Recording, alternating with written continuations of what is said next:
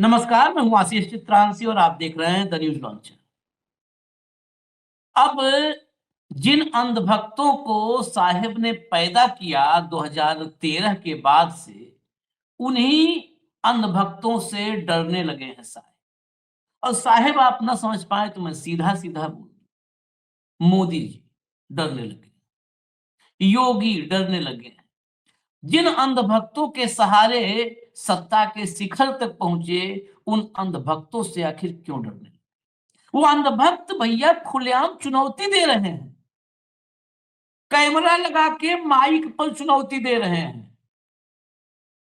अगर किसी भी सत्ताधीश में रीढ़ होती ना, आत्मसम्मान और स्वाभिमान होता, तो ऐसे अंधभक्तों का ऐसा परमानेंट इलाज करवाता कि दोबारा वो फिर नहीं इस रास्ते पे चलते। लेकिन ये डंके की चोट पे चुनौती दे रहे हैं, और ये चुनौती सामान्य नहीं है। ये क्लिप्स, ये बाइटें अब दुनिया भर में सुनी जा रही हैं। आपने न्यूयॉर्क टाइम्स में देखा था ना, पूरी कुंडली संघ और मोदी की लिख दी थी उसने। तो अब भारत में जब सोशल मीडिया का दौर है, यहां पर जो कुछ भी आ रहा है ये पूरी दुनिया के लोग देख रहे हैं। इस दुनिया में इराक और सीरिया में जो हालात पैदा हुए थे, उन हालात से निपटने के लिए पूरी दुनिया ने एड़ी चोटी जोर लगा दिया। वो जब बगदादी और ये वो दुनिया भर का खौफ का दौर आया, यहां तो इराक और सीरिया जैसा खुला ऐलान हो रहा है भैया, खुला ऐलान। और उसी इकोसिस्टम के ये नफरती हैं, जिसके आका है साहेब। तो ये चुनौती किसको है? इसका मतलब वो डरे बैठे हैं। और ऐसे ऐसे रक्षक सामने आ रहे हैं, करम सनातन की रक्षा के लिए लड़ रहे हैं। और अखबार में जब थोड़ा पड़ताल की गई तो पता चला तो चोर निकला, चोरी के आरोप में जेल गया था। अब बताइए आप, चोर, उचक्का, छिछोरे, ये सब सनातन की रक्षा करने के लिए अगर मैदान में है, तो फिर सनातन की कौन रक्षा करेगा? कोई कर पाएगा? यही सनातन के लिए असली खतरा है भाई, यही असली खतरा है। उत्तर प्रदेश में शहर शहर में बवाल करवा के रख दिया इन्होंने। लाइए हेमंत जी को मैं खबरें दिखा दूं और हेमंत भाई के पास चलूं। सबसे पहले एक नरसिंहानंद नाम का व्यक्ति है, पता नहीं कौन सी क्राइटेरिया वगैरह, हम ज्यादा अब इस विषय पे नहीं जानते तो नहीं टिप्पणी करेंगे। जूना अखाड़े ने इनको महामंडलेश्वर बनाया है। ये योगी आदित्यनाथ मुख्यमंत्री उत्तर प्रदेश सरकार और नरेंद्र मोदी प्रधानमंत्री भारत सरकार, दोनों के बारे में निहायत घटिया और उलझुल बयान पहले देता रहा है, पहले लगातार देता। ये गालियां देता रहा है, ये चुनौती देता रहा है। ये कौन अपने बाप की, मतलब ऐसी ऐसी बातें जो हम रिपीट नहीं कर सकते, ये योगी और मोदी के बारे में बोलता रहा है। पुलिस इसके सामने हाथ जोड़ के खड़ी रही है। वो पुलिस जो योगी आदित्यनाथ के बारे में कोई उल-जलूल बक देता है तो उसको नीचे से ऊपर तक सीधा करने लगती है। आखिर इतनी ताकत इसमें कहां से आ गई? इसीलिए मैंने कहा क्या इससे डरते हैं? जरा सुनिए इसको। बहुत लंबा इसका बयान था, लेकिन उसमें छोटी सी क्लिप हम आपको खाली सुनवा रहे हैं, सुनिए जरा। नरसिंह। और हिंदुओं को बजरंग दल, फजरंग दल, ये दल वो दल छोड़कर ऐसे संगठन बनाने चाहिए जैसा आईएस है। कम से कम उसकी कार्यप्रणाली आईएस जैसी होनी चाहिए। अपने धर्म के लिए इस तरह का काम करें, तभी हिंदू बच सकेगा। वरना वर्तमान व्यवस्थाएं, चाहे वो सरकार हो, चाहे वो पुलिस हो, चाहे वो प्रशासन हो, उसके भरोसे पर अब हिंदू जीवित नहीं रहेगा। हर हर महादेव, हर हर महादेव, हर हर महादेव। इससे ज्यादा अपमान 11 साल में मुझे लगता है किसी ने नहीं किया होगा। राहुल गांधी, अखिलेश यादव कितनी भी आलोचना किए होंगे, लेकिन ये नहीं कहे होंगे कि इस देश की पुलिस, इस देश का प्रशासन, इस देश के सब लोग निकम्मे हैं, कुछ नहीं कोई कर सकता है, हथियार उठाओ। ये वही बात तो कह रहा है। ये कह रहा है कि ये मोदी, योगी सरकार, प्रशासन, पुलिस किसी बस का कुछ नहीं है, कुछ भी नहीं है। इससे बड़ी चुनौती, अगर इस देश के, मैं कह रहा हूं निजी तौर पर, यहाँ पर खाली उनकी अथॉरिटी पे नहीं, पद पे नहीं, निजी तौर पर अगर उनके भीतर स्वाभिमान होगा दोनों के भीतर ना, तो ये आदमी इसके बाद फिर कभी कोई बयान नहीं देगा। लेकिन मुझे पता है कि कुछ नहीं कर पाएंगे वो लोग, ये इसके बाद 1051 बयान देगा। अब एक सुन लिया अभी आपने ना, अगला सुनिए। ये पिंकी चौधरी बहुत दिन से, कम 10-15 साल से गाजियाबाद में उछल कूद करता है। ये पिंकी चौधरी, ये मूंछ देखिए टाइट सभी भाइयों को जय श्री राम। मैं अपने सभी भाइयों से बताना चाहता हूं, जो हम चाहते थे वो हमने करके दिखा दिया। क्योंकि जिस प्रकार पूरे देश में हिंदू को इस तरीके से दिखाया जा रहा था कि हिंदू जो असहाय है और बांग्लादेश में हिंदू मर रहा है, कोई उनके साथ नहीं खड़ा है। कल मैं टीवी पर देख रहा था और मुझे अच्छा लगा कि एनडीटीवी ये कह रहा है कि बांग्लादेश में भी हमारे वाली वीडियो देखी जा रही है। तो बांग्लादेशी इन भेड़ियों को, इन जिहादियों को, आतंकवादियों को ये तो पता लग गया है कि हिंदू अब हथियार उठाने के लिए तैयार हो गया है। हम हटेंगे नहीं, कितने ही मुकदमे हो जाएं, कुछ भी हो जाए, परेशानी कोई नहीं है।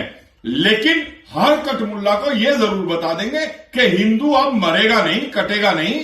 अब जो भी होना था बहुत अच्छा हुआ है। पूरे भारत में, पूरे विश्व में यह जानकारी हो गई है कि जिस तरीके से बांग्लादेशी कटमुल्ले ये सोच रहे हैं कि हिंदू को जहां चाहे मार देंगे, हम नहीं मरने देंगे। और यह मैसेज पूरे विश्व में गया। जय श्री राम।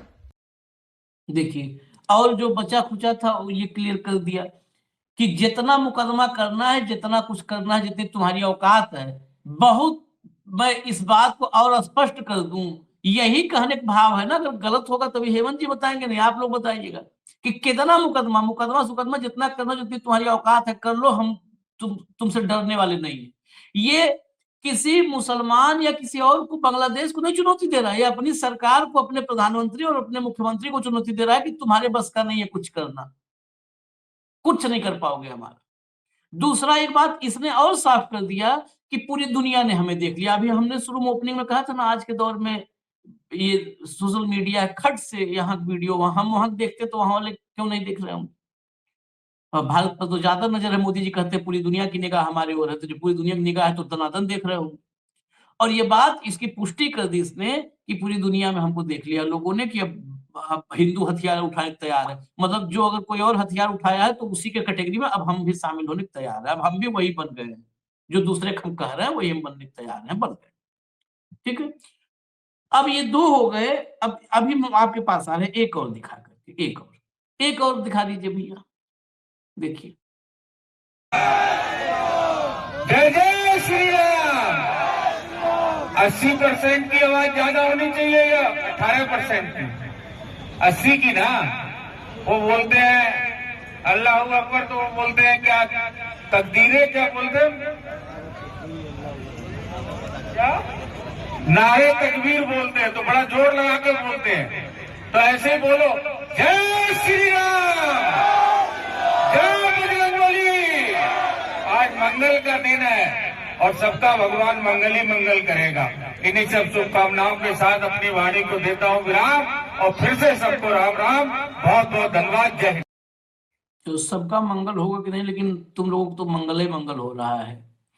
पूरे प्रदेश में दंगल हो रहा है और दंगल में ही तुम लोगों का मंगल छिपा है। तो दंगल और मंगल का बहुत तगड़ा तालमेल चल रहा है। ये मंत्री हैं उत्तर प्रदेश सरकार में, संजय गंगवार, पब्लिक में आए थे तो पब्लिक में थोड़ा सा बातचीत कर लिए होते कि पानी उनी मिल रहा है कि नहीं आप लोग को, बिजली आ रही है कि नहीं, यूरिया मिल रहा है कि नहीं, किसानों से यूरिया मिल रहा है कि नहीं, कुछ नहीं, कुछ पूछने की जरूरत नहीं है। जब जय जय श्री राम कर दिया, अब मंगलवार है तो मंगल होगा, जाओ। कुछ सरकार के मंत्री इन्हीं योजनाओं की बात कर लेते, कुछ काम की बात। ये वो कंटिन्यूटी है जो चुनौती देने वाले थे, उन्हीं की कंटिन्यूटी है। पता ही नहीं चलता है कि कौन घर का है, कौन घर के बाहर का है, कौन द्वारपाल है और कौन शीशपाल है। अब हेमंत भाई पास चल रहे हैं, लेकिन अगले पार्ट में या इसी पार्ट में एक और दिखा देते हैं, जरा एक और दिखा देते तब आपके पास आए, फिर अगले पार्ट में थोड़ा चेंज करेंगे ट्रैक। लगता है भाजपाइयों के लालच के लिए भ्रष्टाचार का पैसा कम पड़ गया है, तभी तो वो रंगदारी के साथ साथ चंदा चोरी, बच्चा चोरी, नकदी और कीमती सामानों की चोरी से भी पैसा कमा रहे हैं भाजपा या भाजपा। अखिलेश यादव का ट्वीट है, जरा दिखाइए अखबार कटिंग, किस लिए इन्होंने लिखा है, ये क्यों लिखा है, ये देख लीजिए हेमंत भाई गौर से। चोरी के मामले में पुलिस ने भाजपा नेता को जेल भेजा। इसको फुल कर दीजिए भैया, फुल कर दीजिए जरा फोटो को, ये फोटो बहुत महत्वपूर्ण है। चोरी के आरोप में भेजा जेल, और आगे देख लीजिए, चोरी के मामले में गिरफ्तार भाजपा आईटी सेल मंडल प्रमुख ऋषभ। ये है ऋषभ, ये वही ऋषभ है जिसको बरेली की पुलिस खोज नहीं पा रही है। ये वही ऋषभ है जो कैफे में गया था और वहां की बिटिया अब तक ट्रॉमा में है, अपने कॉलेज नहीं जा रही है, वही ऋषभ है। ये देखिए कैंट विधायक के साथ भी इसकी फोटो है, और ये भाजपा का पदाधिकारी रहा हुआ है। भाजपा का पदाधिकारी स्वतंत्र देव सिंह के साथ भी इसका बताया जाता है कि फोटो वायरल है, जो है स्वतंत्र देव सिंह प्रदेश अध्यक्ष थे। और ये ऋषभ ठाकुर मतलब बरेली में अति मचाया, इसके वीडियो जितने हैं कि हम दिखा नहीं सकते, टॉयलेट में, पब्लिक टॉयलेट में और यहाँ वहां दुनिया भर में अति मचाया हुआ, अब गायब है। एक वीडियो बना कहा कि मेरे पिताजी को पुलिस लेके चली गई है। अरे जब इस रास्ते पर निकल चुके हो तो काहे बाप की परवाह कर रहे हो? पिताजी थोड़ा सा वो होता है ना। ये चोर सनातन की रक्षा, चोरी के आरोप में जेल गया था। अब चल रहे हैं हेमंत भाई के पास, 4 खबरें आपने देख लिया। अब आप बताइए कि हमारा पूरी दुनिया हमारे ओर देख रही है ना, तो दुनिया हमारे ओर देख रही है तो दुनिया घबरा रही है कि नहीं घबरा रही है, हिल रही है कि नहीं थल थल थल थल, कि भारत तेजी से बढ़ता जा रहा है विश्व गुरु की तरफ सबको हटा के। आशीष भाई नमस्कार, आपको सारे दर्शक साथियों को भी। बड़े दुख की बात है, बड़े भारी मन के साथ कहना पड़ रहा है कि साल के आखिरी दिन हमें इस तरह की बात करनी पड़ रही है कि ओवरऑल होना तो ये था कि हम पूरे साल का एक लेखा जोखा रखते, और आज इन्होंने लाके कहां खड़ा कर दिया। आशीष भाई, बीजेपी और आरएसएस ने इस देश में जो सबसे बड़ी चीज छीनी है ना, इंटरनेशनल जो हमारी छीनी थी, वो जो हमसे छीन लिया है वो है मनुष्यता, हमारी इंसानियत छीन ली है इन्होंने। और आप मेरी बात याद रखिएगा, वो दिन दूर नहीं है जब दुनिया हमें मनुष्य मानने से ही इनकार कर देगी। यू टेक इट फ्रॉम, जो जिस तरह की चीजें आप दिखा रहे हो ना, ये नफरत कहां से शुरू हुई थी? ये मुस्लिमों से शुरू हुई नफरत थी, और अब समाज में हर जगह नजर आती है, हर जगह नजर आती है। आपने एक चीज आपने कही जिससे मैं बिल्कुल 100% असहमत हूं, असहमत। और वो ये है, और वो हमारा अधिकार है, हम आपस में चर्चा करते हैं सारे भाई। वो ये है कि मोदी और योगी इनसे डर गए ना? साहब बिल्कुल नहीं डरे। ये उनकी नाकामियों को छिपाने के फेसेस हैं, ये जो आप दिखा रहे हो, जो ये आपने वीडियोस दिखाई ना, क्योंकि वो गवर्नेंस का पूरा सिस्टम क्लैप्स हो गया है, क्रैश हो गया है, और उनकी पोल खुल गई है, उसलिए ये नैरेटिव लाया जा रहा है। आप समझिए इस बात को, इसको उल्टा करके देखिए। उनकी नाकामियों को छुपाने के लिए ये किया जा रहा है। हिंदू खतरे में है, 80% नारा इतना ऊंचा लगाओ जय श्री राम का। जय श्री भगवान श्री राम कभी ये बातें सुनना चाहेंगे? ये अपने आप को यति कहता है, ये जो भाई साहब बोल रहा था, यति का मतलब। और इसका भाषण सुनिए आप, ये जो कठमुल्लापन था ना, जिसका हर भाषण में पाकिस्तान का जिक्र किया करते हैं आप, ये उसकी रेप्लिकेशन है हिंदुस्तान के अंदर। ये याद रखिएगा मेरी बात। हिंदुओं से कह रहा है सुसाइड बम्बर स्क्वाड बनाए और आईएस जैसे आतंकी संगठन बनाए। आपको आशीष भाई क्या लगता है कि ये एनएसए और यूएपीए का मामला नहीं है? तत्काल मुकदमा दर्ज होके इस आदमी को अंदर नहीं करना चाहिए। और अगर ये उन कपड़ों वाला होता, उन कपड़ों वाला जिसको देख के मोदी जी पहचानते हैं भाई साहब, तो अब तक एनएसए यूएपीए लगा करके इसका घर, इसका आश्रम, जो भी दुकान जो भी है, उसको बुलडोजर क्या करता सब गिरा दिया होता, और एनआईए इसको उठा करके अब तक 10, 15, 20 देशों से इसका कनेक्शन जोड़ चुकी होती है जी। यही तो आप कह रहे हो कि वो इनसे डर गए ना? भाई साहब, ये उनके एजेंडे को, उनके प्रोपेगेंडा को, उनके भय को आगे बढ़ा रहे हैं। अब उन्होंने अपना काम कर दिया, उसको आगे ये रेप्लिकेट कर रहे हैं। आप इसको इस रूप में भी देखिए। अगर वो इनके साथ ना होते तो अब तक मुकदमा दर्ज करके अंदर कर चुके होते इनको, और ऐसा मुकदमा कि इनको 10 साल जमानत ना मिले। वांगचुक अंदर है ना, किस बात पे है वो? देश के खिलाफ द्रोह, वो देश के खिलाफ द्रोह कर रहा था और ये देश की सेवा कर रहे हैं। तो ये नया भारत है, इसको थोड़ा समझिएगा। ये हो क्यों रहा है, थोड़ा सा आप इस पे देखिए, क्योंकि गंभीर चर्चा है ये आशीष भाई। बेसिकली जो मेरा मानना है ना, आपने 11.5 साल तक क्या किया, यहां पर हर पॉलिसी में नाकाम होते रहे हिंदुस्तान के अंदर, हर पॉलिसी।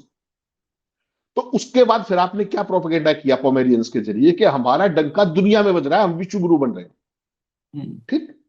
और जब से आपने देखा कि जो पहलगाम वाला कांड हुआ और उसके बाद ऑपरेशन सिंदूर हुआ और उसके बाद जो कुछ हुआ, तो आपकी बंद मुट्ठी क्या थी कि दुनिया में डंका बज रहा था, वो डंके की लंका यहां पर ढोल फट गया। और जैसे ही वो ढोल फटा, अब आप क्या करेंगे?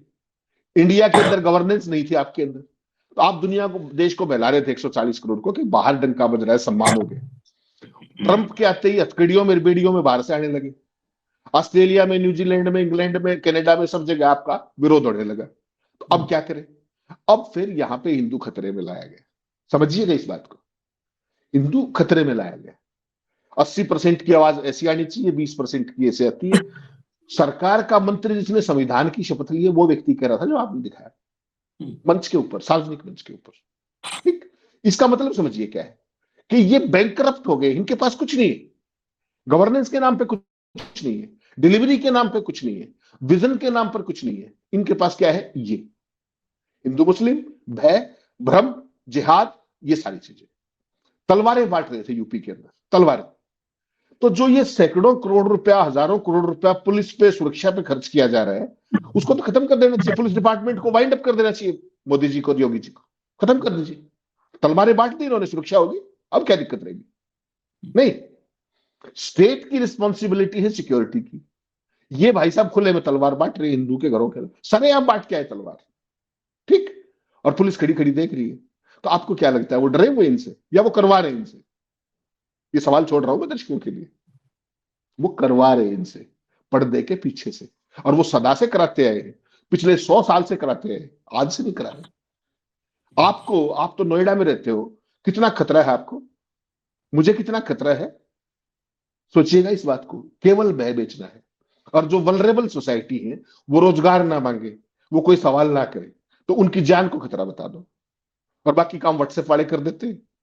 यूपी पुलिस की क्या मजबूरी है कि जो इन जाहिलों को अब तक गिरफ्तार नहीं किया गया? बताएंगे मुझे आप कह रहे हो डर रहे हैं, मैं कह रहा हूं बिल्कुल नहीं डर रहे, कतई नहीं डर। ये लोग डरे हुए की भाषा है, ये सीना तान, ये है कायर, ये बता दो आपको, मुझे बहुत अच्छे से पता है इनका। अगर मैं और आप इनके सामने खड़े हो जाए, ये 2 किलोमीटर तक भागे नहीं फिरेंगे, इनको पता है। तो मेरे और आपके सामने नहीं आते, ये कमजोरों के सामने आते, वल्नरेबल उनके सामने आते।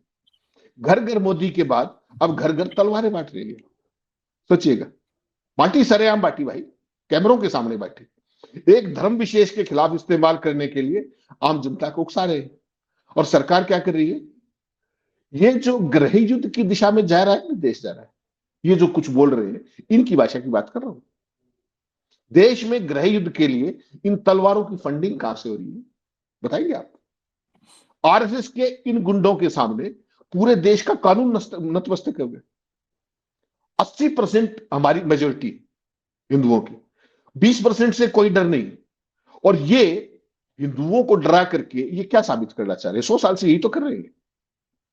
इसको यूपी में ऐसे हिंदू चाहिए होंगे या मिलते होंगे, पर देश का हिंदू तो ऐसा नहीं है जिनको ये बांट के आया है। इसको कोई डर नहीं है, लेकिन ये सबसे कायर आदमी है जो आपने दिखाई, सारे कायर। और ऐसे लोगों को खुली हवा में सांस लेने का एक पल का भी अधिकार नहीं। They should be immediately and instantly arrested, UAPA के तहत, एनएसए के तहत। अगर कानून है तो आपके लिए भी बराबर है, मेरे लिए भी बराबर है। मेरे तो मुंह खोलते ही एनएसए लग जाता है और आप तलवारें बांटेंगे। आत्मघाती दस्ते बनाने की बात कर रहा है एक साधु, और वो अपने आप को भगवान श्री राम का पुजारी बताता होगा, इसमें तो कोई शक नहीं। तो भगवान श्री राम या हमारे देवी देवता जोड़ने का काम करते थे या तोड़ने का काम करते थे? सोचिए आप। और कहीं कोई, ये शुरुआत कहां से हुई थी? थोड़ा सा पीछे चले 1 मिनट के लिए। कपड़ों से पहचानना किसने सिखाया था? उन्हीं की चेन है सब। तो उनसे बाहर कैसे जाएगी? ये उनके एजेंडा को आशीष भाई आगे बढ़ा रहे हैं, उनकी नाकामियों पे पर्दा डाल रहे हैं। आपको और मुझे भय दिखा करके कि हम उनसे सवाल ना पूछें। 8 लोग मर गए ना इंदौर के अंदर, मोदी जी के लिए मर गए क्या? कहीं कोई मीडिया में सवाल देखा आपने? अगर कोई कांग्रेस की सरकार होती तो पोमेरियन मीडिया खा जाता उसको, सरकार को। राहुल गांधी जवाब दे, सोनिया गांधी जवाब दे, खड़गे जवाब दे। किसी ने मोदी का नाम लिया? मोदी के मुंह से 2 शब्द निकले, मध्य प्रदेश में तो ट्रिपल इंजन की सरकार है भाई।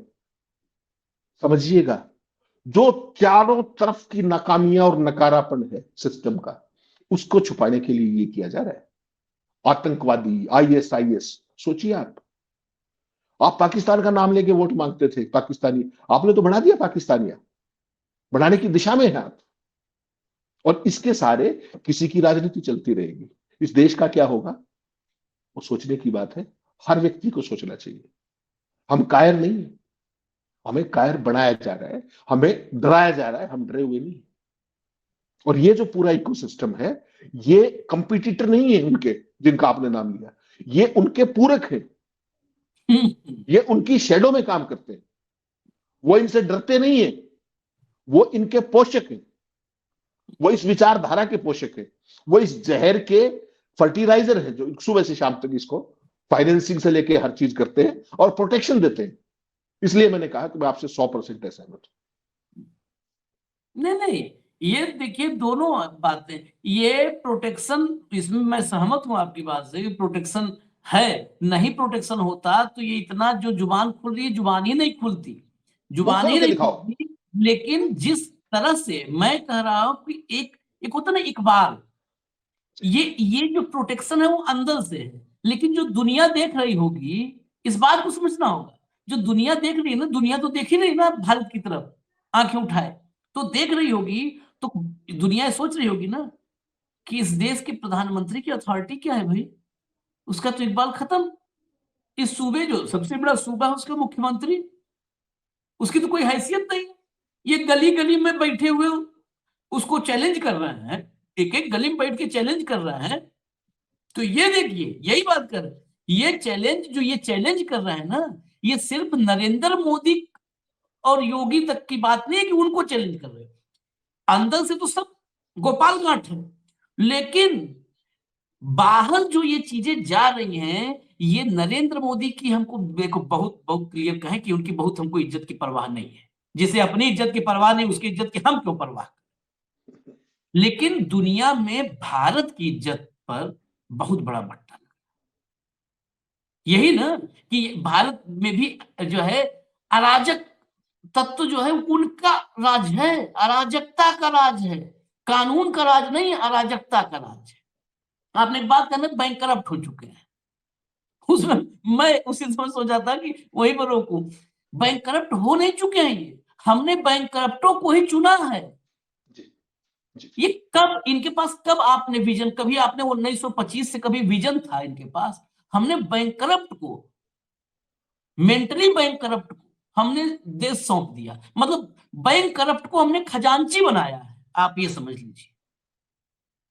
और रही बात, मैं अगली खबर पे आ रहा हूं, रही बात तो आप ये समझ लीजिए कि जो चीजें ये सब कर रहे हैं ना, अगर इस इकोसिस्टम के बाहर का आदमी इसमें से कुछ भी कर रहा होता, कुछ भी, इसका 5% कर दे, 1% कर दे, भाई साहब उसका पूरा खानदान तबाह हो जाएगा। मंचों से कहते हैं ना कि 7 पुश्तें याद रखेंगी, वाकई उसका खानदान तबाह हो जाता है, दूर दूर का नातेदार रिश्तेदार तबाह हो जाता है। इस इकोसिस्टम के बाहर का आदमी होता, 1%, जितने लेवल पे जा रहे हैं उसके 1% पे हालत होती है। उत्तर प्रदेश में कोडिन भैया की आजकल बहुत चर्चा होती है, पूर्व सांसद हैं, बहुत सारे मुकदमे और केस थे। अभी कल लखनऊ में उसके साथ ही वो जो ग्राम समाज की जमीन थी, सब कब्जा बाउंड्री खड़ा कर रहे थे कि रास्ते नहीं, यहां से रास्ता बंद कर देंगे। अब कुछ लोग थे जागरूक, वो भिड़ गए, तो फोन उठाया, कहा लो धनंजय सिंह से बात करिए, धनंजय जी हैं, धनंजय जी से बात करिए। बताओ, कब्जा कर रखा, धनंजय जी से बात करिए। एफआईआर हुई, लेकिन क्रॉस एफआईआर है। पहले वहां पर जो सिंह साहब कोतवाल थे, उन्होंने जो लोग रोक रहे थे कि ये मत करो कब्जा, उन पे भी एफआईआर कर दिया। क्रॉस एफआईआर में क्या होता है आपको पता है? और इसी उत्तर प्रदेश में बस इस इकोसिस्टम के बाहर का आदमी इकोसिस्टम बहुत बड़ा है, इसमें एक जातीय इकोसिस्टम भी है। इस इकोसिस्टम के बाहर का आदमी अगर वो कहीं बगैर मर्जी के छींक दे तो उसके घर का नक्शा चेक करके उसका घर गिरवा दिया जाता है, बुलडोजर चला दो। लेकिन इस इकोसिस्टम जो ये वाला देखे, और एक जातीय इकोसिस्टम, यूपी में दो इकोसिस्टम एक साथ काम कर रहे हैं। एक जाति का एक इकोसिस्टम है और एक ये इकोसिस्टम जो आप देख लो, इन दोनों कुछ ये कर ले, बुलडोजर कह रहे हो आप, साइकिल लेकर उधर नहीं कोई जा सकता है। अब उसका एग्जाम्पल मैं दे दूं, वक्त आ गया है एग्जाम्पल का, फिर चर्चा वक्त हो रहा है, लेकिन एक एग्जाम्पल दे दूं। भैया ट्वीट लाओ, एक चला ट्वीट लाओ फटाफट। ये सलमान निजामी है, इन्होंने ट्वीट किया, UP police SI Afaq Khan suspension is unfortunate and shocking. He merely quoted how Prophet Muhammad transformed society, ending the barbaric practice of burying women alive. What was wrong in stating the historical truth? UP government must reinstate him, and police should promote positive awareness, especially when women are still being subjected to violence today. अब आप नहीं समझे होंगे तो मैं हिंदी में बता दूं खबर क्या है। इनके ट्वीट के बाद, एक ट्रैफिक में एसआई आफाक खान, कन्नौज में इनकी पोस्टिंग थी। अक्सर ये जो है अलग अलग तरीके से हेलमेट पहनने को लेकर के अवेयरनेस फैलाने, मतलब एक ऐसा एक्टिव पुलिस वाला था जिसकी पॉजिटिव चर्चा खूब होती रही। इनको सस्पेंड कर दिया गया। क्यों सस्पेंड किया गया, जब क्लिप सुनवा दीजिए भैया, आप सुनाइए क्यों सस्पेंड किया गया, आप सुनिएगा गौर से हेमंत भाई, सस्पेंड क्यों किया गया। पहले क्या होता था कि अरब में जिस घर में बेटी पैदा होती थी तो बेटियों को जिंदा दफन कर दिया जाता था, यानी शादी करना लोग तौहीन समझते थे। लेकिन मोहम्मद साहब जब आए तो उन्होंने उसका विरोध किया और बेटियों को प्रोटेक्शन, सुरक्षा देना शुरू किया कि नहीं। बताइए क्या बोला। इस एसआई को बुलाया गया था, बच्चों में, स्कूली बच्चों में बेटियां सब थी, उनमें जागरूकता कार्यक्रम था, तो बोलने के लिए 2 मिनट दिया गया। बताया कि अरब में बेटियों के साथ ऐसा होता था, प्रॉफिट मोहम्मद आए तो उन्होंने तत्काल इसे रोका कि नहीं बेटियां। इसमें क्या, इसमें कन्नौज में हिंदू संगठनों ने कहा कि ये तो इस्लाम का प्रचार कर रहा है वर्दी में। इसमें कहीं नहीं इस्लाम का प्रचार किया, इस्लाम शब्द भी नहीं बोला, प्रॉफिट मोहम्मद ने ऐसा किया, उसकी इतनी बात की। और तत्काल वहां कप्तान ने सस्पेंड कर दिया। सोचिए आप, तत्काल कप्तान ने सस्पेंड कर दिया। जो ये बोला है आफाक खान नाम का एसआई, मुझे लगता है तो हर बेटी को बताया जाना चाहिए है? खाली प्रॉफिट मोहम्मद, इस ये है, ये सरकार का चरित्र है। चरित्र जरा अपूर्वानंद, आप हम सब जानते हैं अपूर्वानंद जी को। अपूर्वानंद ने इस पर ट्वीट किया है, जरा ट्वीट दिखा दीजिए। You can be a police officer and wash the feet of kanwariyas in your official capacity or shower flowers on them, but to quote the prophet nothing can be more unconstitutional than that. देखिए, पैर कांवड़ियों धोगे। अब एक loop है, loop मतलब visual, कुछ photograph से हटा दो, वो फोटोग्राफ दिखा दीजिए, फाइनल कमेंट फिर आपका इसी पर लेंगे हम, इसलिए इसको हम आखिर में जोड़े थे।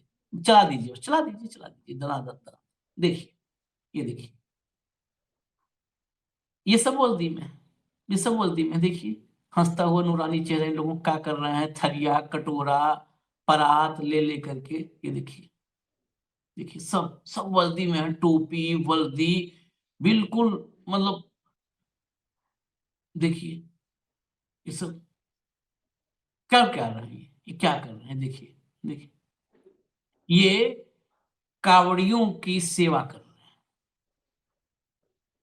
ये देश को कहते ना, वो संघियों के कई तो शब्द पे, 2 शब्द पे 100 साल चला लिए उस संघ को। राष्ट्र निर्माण, ये सब जितने हैं वर्दी में राष्ट्र निर्माण में आहुति दे रहे हैं, राष्ट्र निर्माण में आहुति देते हैं सब ये। और वो जो वाकई बेटियों को अवेयर करने के लिए एक लाइन बोल दिया था, उसने इस राष्ट्र को क्षति पहुंचा दी। हेमंत भाई, आशीष भाई, परसेप्शन का फर्क है। इस देश में एक फील गुड प्रोजेक्ट चल रहा है पूरे देश के अंदर कि जो हमारे वाले हैं उनका बावर्दी स्वागत भी किया जाएगा, उन पे हेलीकॉप्टर से फूल भी बखेरे जाएंगे, और तो कुछ मिलना नहीं, पैर दबा दिए जाएंगे, रास्ते में भंडारे खुलवा दिए जाएंगे, हाईवे बंद कर दिए जाएंगे उनके लिए, भारी सुरक्षा लगा दी जाएगी उनके लिए। उनको फील गुड कराना, उनको पिछले 11 साल से फील गुड देने के चक्कर में इस देश का ये जो नर्क हुआ है पूरी दुनिया में, उसको समझिए आप।